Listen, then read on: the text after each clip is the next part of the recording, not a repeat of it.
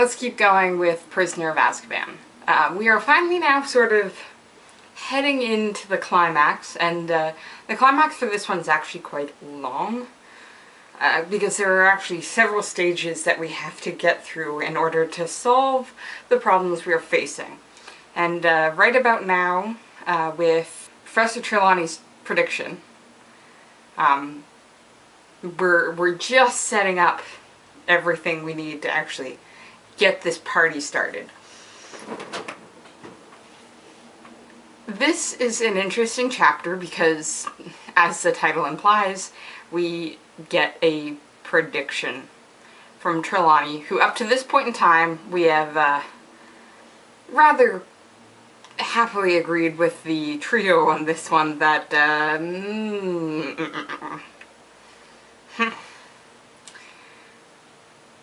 even if she has little moments that we can point to, like the loss of Lavender's rabbit and Hermione leaving the class around Easter. And ones we can certainly point to in the long run. When 13 dying, the first to rise is the first to die. Which won't come into play until Deathly Hallows. But now we actually have a direct prediction with sort of all of these weird signs to go with it. This weird trance that she falls into. But we also get Harry's exam predictions. And this makes sort of an interesting comparison, exploration of styles of divination.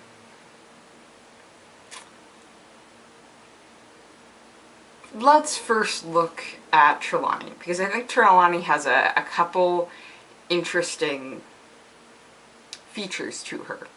She is known to be related to a seer by the name of Cassandra.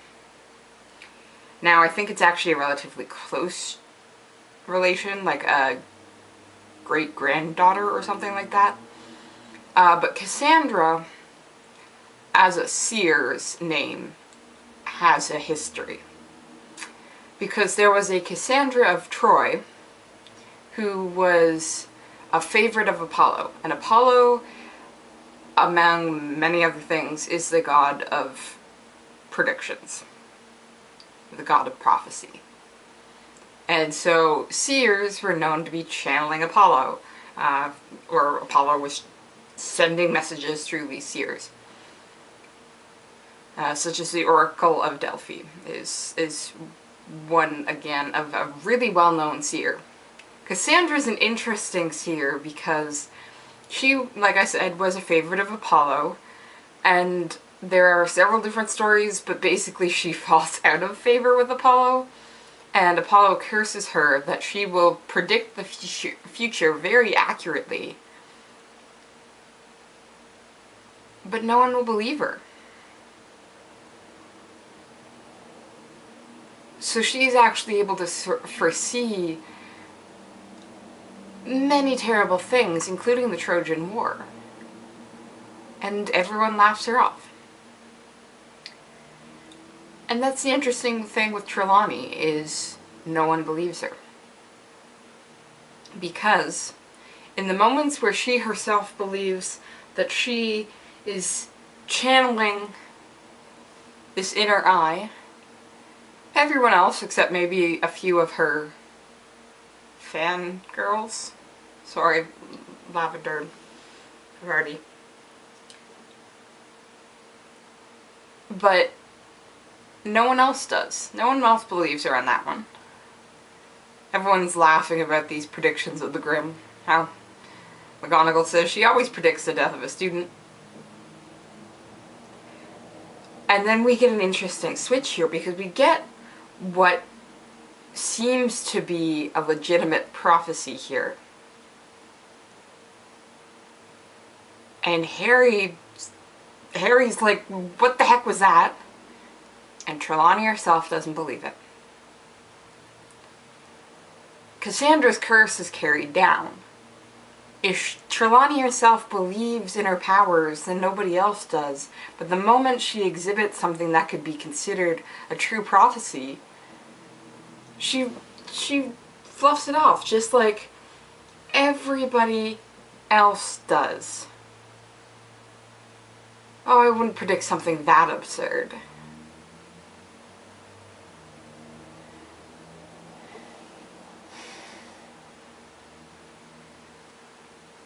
But Trelawney, no. I know what I predict, and it wasn't that. And that's the interesting thing, is this trance that we actually get her going into. This trance can be seen in other literary fields. Merlin, for example, when he was predicting the future, was known to have something speaking through him. It wasn't him. He'd go into this weird trance, at least in the History of the Kings of Britain. Geoffrey of Monmouth's histomythology. He had this other thing speaking through him. It wasn't himself. So we can actually see a lot of the symptoms that Trelawney is showing here in other aspects of seerdom. But no one quite believes her when it's important. Not even herself. And that sort of leads us into the other side that we have here, which is Harry's exam, in which Harry decides to fake it. But he does it in what would probably be a poor way of doing it if you want to pass this exam. Because Harry says he sees a hippogriff. Okay, good start. And then Trelawney starts to lead him towards something that she would probably like to hear. And Trelawney is actually very morbid in just when she's in her own head and not trance moments. Because it's all death and destruction and leaving and breaking and hurting. It's all negative stuff that she's actually predicting.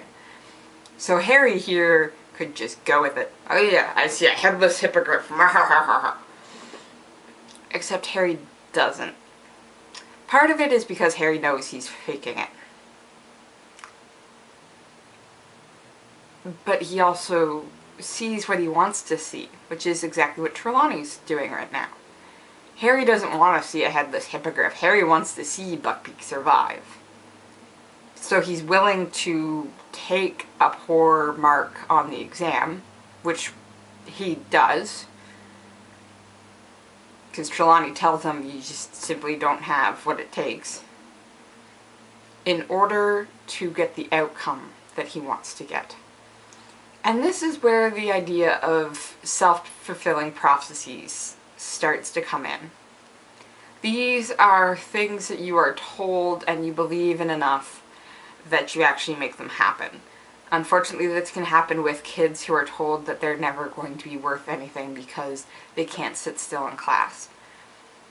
You'll get some kids that try real hard anyways and do it. And you'll get some kids who say, okay, fine, that's the judgment I'm going to have. Screw all of you. I'll do what I want.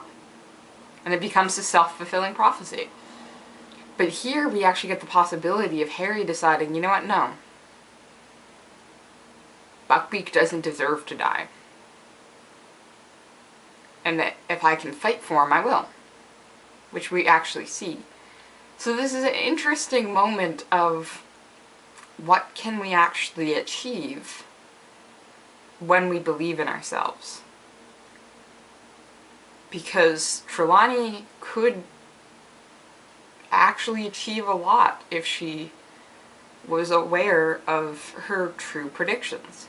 But she's not. So she becomes this static person. There's a reason why we don't see her at a lot of the feasts.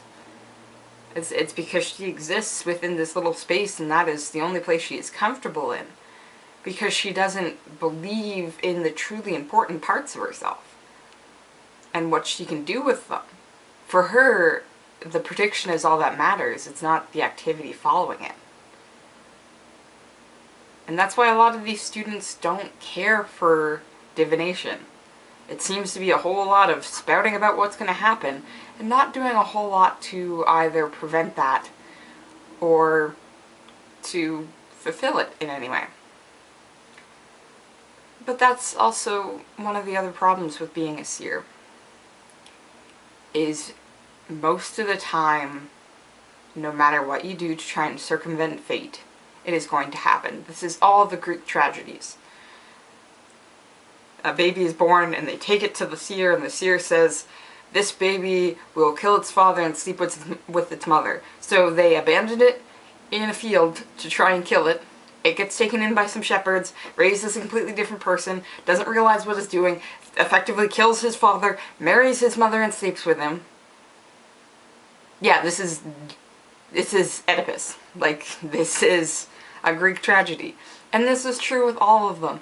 This is true with Mordred of the Arthurian tale. He is predicted to be the end of Arthur's kingdom. So they try and kill him, he survives, and is the end of Arthur's kingdom. Partially probably because Arthur tried to kill him as a baby. So it becomes a question then, if you know you can in fact predict the future, do you just fall into inactivity because there's no point?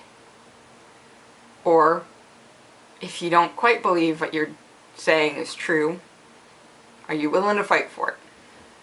So we've got two odd sides here. And it's interesting to actually play Trelawney off of Harry. You get a lot of comparisons to Harry with other characters, but it's not often Trelawney. But again, I think that's the idea. We can learn something from everybody, as long as we go looking for it. Okay, so I'm gonna keep reading. I figured out the chapter divisions for the next couple. Even if I'm not... Plans after April are still confusing. I think I'm actually one video too many to make April, so you'll probably get an extra video somewhere along the lines, because I really do want to finish this by the end of April, so that, hiatus or not, I can get going on Goblet of Fire, because that's just a whole mess that I want to get my grubby little hands on. So I'm going to keep reading, and I hope you guys do too. I will see you next week. Bye!